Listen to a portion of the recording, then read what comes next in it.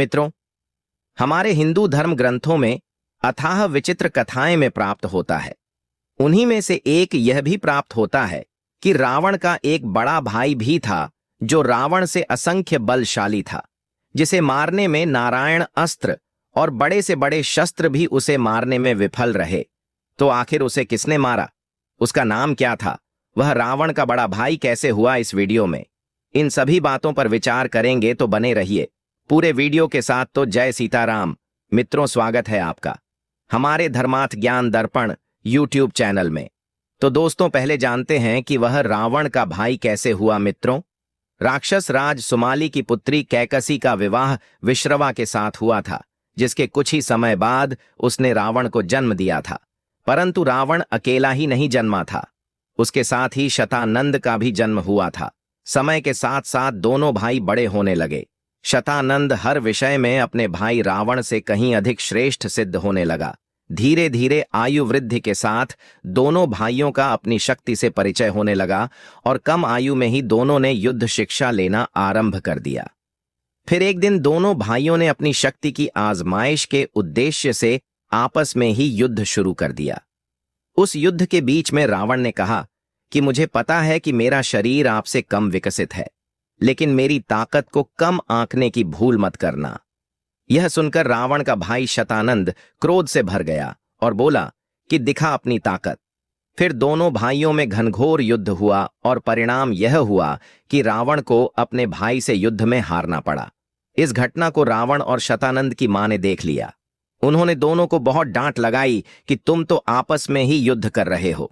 मैंने तुम लोगों को राक्षसी सत्ता को कायम रखने के लिए जन्म दिया था। कैकसी शतानंद पर बहुत ज्यादा रुष्ट हो गई। उसने कहा कि तुम पृथ्वी छोड़कर अंतरिक्ष में वास करो और जब तक तुम्हारा अनुज रावण पृथ्वी पर राज करे तब तक तुम शांत रहो। शतानंद ने अपनी मां की आज्ञा स्वीकार कर लिया और अंतरिक्ष में जाकर रहने लगा। मित्रों, शतानंद का अर्थ है जिसके 100 सिर हो। शत आनंद अर्थात शतानंद बाद में रावण की मृत्यु के पश्चात संपूर्ण लंका में एकमात्र राक्षस मायासुर ही बचा था और उसी ने रावण के मृत्यु की सूचना अंतरिक्ष में शतानंद को दिया। जैसे ही उसने रावण की मृत्यु का समाचार सुना तो वह भीषण गर्जना करने लगा। वह क्रोधाग्नि में जलने लगा। उसकी गर्जना के शब्द रामादल तक सुनाई दिए। श्री राम और उनकी सेना को बहुत आश्चर्य हुआ कि आखिर अब कौन गरज रहा है। उस शतानंद ने अंतरिक्ष से ही छुपकर पृथ्वी पर वार करना शुरू कर दिया। हनुमान जी और श्री राम ने उसके हर वार को विफल करना शुरू किया। शतानंद ने मां सीता को भी क्षति पहुंचाने की कोशिश की, लेकिन श्री हनुमान जी ने संभाल लिया। मित्रों, वह इतना शक्तिशाली था कि तीनों लोकों में हाहाकार मच गया। वह श्री राम सहित सभी सेनाओं को अपने लोक अंतरिक्ष में बुलाना चाहता था, इसीलिए वह छुपकर वार कर रहा था।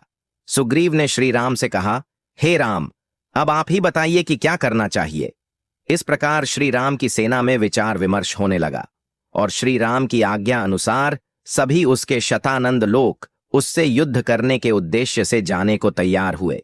लेकिन सीता जी को लंका की एक सुरक्षित गुफा में लक्ष्मण के संरक्षण में छोड़ दिया और श्री हनुमान जी ने भगवान राम को एवं संपूर्ण सेना को अपनी पूंछ में बैठाया और शतानंद लोग पहुंच गए।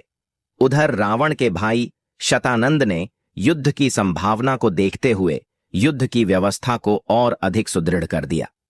मायास ने शतानंद से कहा कि इस वानर का विशाल रूप और इसकी शक्ति देखकर क्या आपको चिंता नहीं हो रही?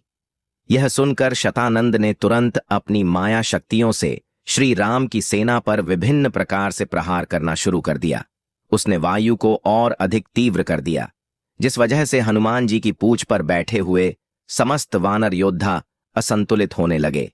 बाद में किसी प्रकार से हनुमान जी ने संभाल लिया। उसके बाद शतानंद और हनुमान में भीषण युद्ध हुआ।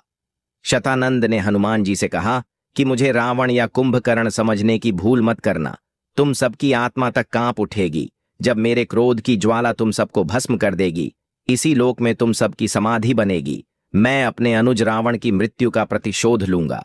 इतना कहकर शतानंद अट्टहास करने लगा। उसके बाद विभीषण और शतानंद में काफी कुछ बहस भी हुई। बाद में शतानंद की राक्षसी सेना और श्री राम की सेना में भीषण युद्ध हुआ। परिणाम यह हुआ कि श्री राम की सेना भी उसके सामने टिक नहीं पा रही थी। यानी सैकड़ों राक्षसों को मारने के बाद उसके दोगुने राक्षस तैयार हो जाते थे। श्री राम और हनुमान का वार भी उस राक्षस का कुछ नहीं कर पा रहे थे। मायासुर भी शतानंद का सहयोग करने व उसे उकसाने में लगा हुआ था। इसके बाद श्री राम ने युद्ध के निमित्त 12 आदित्य को भी बुलाया, जिनके प्रकाश से शतानंद की सेना नष्ट हो गई। लेकिन जैसे ही वह प्रकाश समाप्त होता तो वह राक्षस पुनः जीवित हो जाते थे और शतानंद मायासुर के साथ कहीं छुप गया था। हनुमान जी के साथ कुछ अन्य वानर शतानंद को ढूंढने में जुट गए। काफी उलझनों का सामना करते हुए हनुमान जी का सामना मायासुर से हुआ। दोनों में काफी युद्ध हुआ। फिर हनुमान जी ने उसे डरा धमकाकर शतानंद की मृत्यु कैसे होगी इसका राज भी पूछ लिया। उसने बताया कि शतानंद की मृत्यु का उपाय और अस्त्र भूलोक के नीचे 5 लोकों को पार करके 6वें लोक में ही मिल सकता है। उसके बाद हनुमान जी मायासुर को अपनी पूंछ में बांधकर पृथ्वी के नीचे उस 6वें लोक को चल दिए, जिस लोक में शतानंद की मृत्यु का अस्त्र था। उधर श्री राम और उनकी सेना शतानंद की मृत्यु के सारे अस्त्र शस्त्र उस पर छोड़ रहे थे, जो कि विफल सिद्ध हुए। इधर सबसे पहले हनुमान जी अतल लोक पहुंचे, फिर वितल लोक, सुतल लोक, फिर तलात लोक। मित्रों, तलात लोक पहुंचने के बाद एक विचित्र घटना घटी और हनुमान जी की कृपा से मायासुर ने सच्चाई जान लिया कि श्री राम साक्षात विष्णु के अवतार हैं। और उसके बाद मायासुर भी श्री राम का भक्त बन गया। इससे यह संदेश मिलता है कि सच्चा भक्त भगवान के दर्शन करवा देता है, और जो दर्शन कर लेता है, चाहे वह कितना भी बड़ा क्रूर क्यों ना हो, वह अवश्य भक्त बन जाता है। उसके बाद मायासुर को तलात लोक में ही छोड़कर श्री हनुमान जी महातलोक को प्रस्थान किए। फिर अंत में रसातल लोक पहुंचे। मित्रों, यह वही लोक था जिसमें शतानंद की मृत्यु का शस्त्र मौजूद था, जहां पर हनुमान जी का सामना नागराज वासुकी से हुआ। वासुकी ने हनुमान जी पर वार भी किया, लेकिन हनुमान जी के सामने क्या कभी किसी की चली है। हनुमान जी ने कहा कि मेरे लिए राम काज ही सर्वोपरि है। मैं आपसे युद्ध करने नहीं बल्कि सहायता प्राप्त करने आया हूं।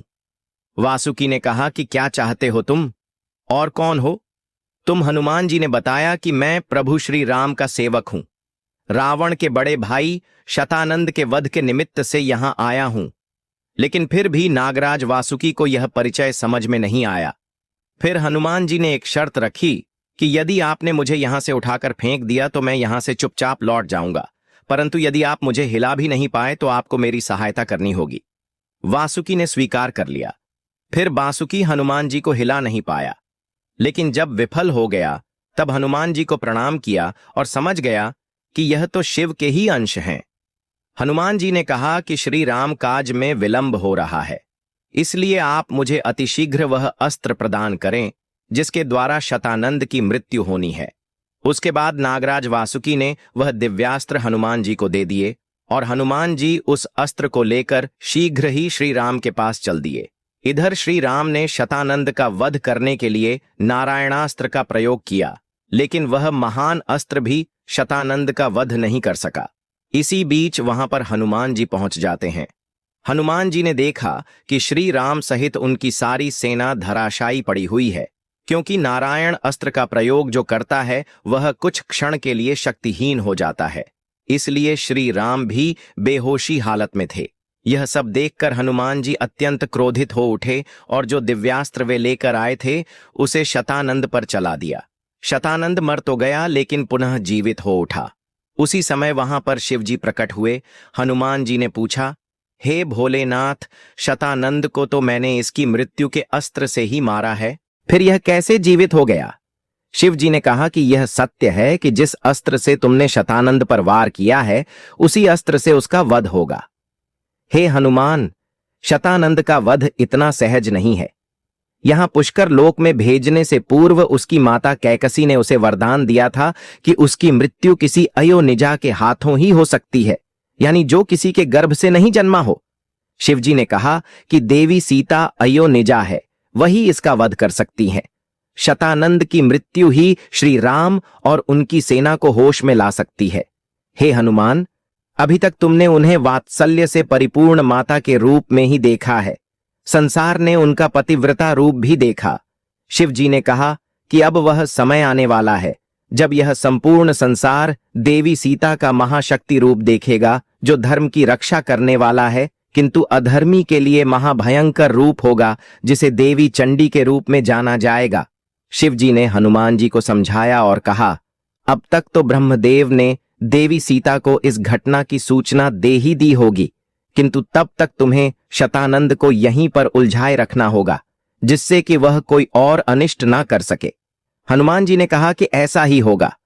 उधर ब्रह्मा जी ने जाकर सारी खबर मां सीता को सुनाया। माता सीता अत्यंत क्रोधित हुई। सीता ने कहा कि मेरे स्वामी और सेना के साथ जो भी हुआ है उसका बदला जरूर लूंगी। इसके बाद सीता जी ने अत्यंत विकराल रूप धारण किया और पुष्कर लोक जाकर शतानंद का अंत किया, लेकिन उनका वह रौद्र रूप उसे मारकर भी शांत नहीं हो रहा था। सभी देवताओं ने उनसे निवेदन किया कि हे देवी चंडी, अब शांत हो जाइए, नहीं तो संपूर्ण सृष्टि में हाहाकार मच जाएगा। देवताओं ने कहा कि माता के इस कोप को श्री राम ही शांत कर सकते हैं, इसके लिए उन्हें बेहोशी अवस्था से जागृत करना होगा। लेकिन समस्या यह थी कि प्रभु श्री राम के उस नारायण अस्त्र के प्रयोग करने की वजह से वे स्वयं शक्ति क्षीण हो चुके थे, तो फिर वे कैसे सीता जी के क्रोध को शांत कर पाएंगे। हनुमान जी ने कहा वे अवश्य होश में आ जाएंगे। फिर हनुमान जी ने श्री राम से बहुत निवेदन किया, जिससे श्री राम को होश आया और उन्होंने सीता जी को बहुत समझाया, जिसके बाद उन्होंने अपना क्रोध त्याग दिया। तो दोस्तों, आपको हमारी यह कहानी की वीडियो कैसी लगी कमेंट करके जरूर बताएं।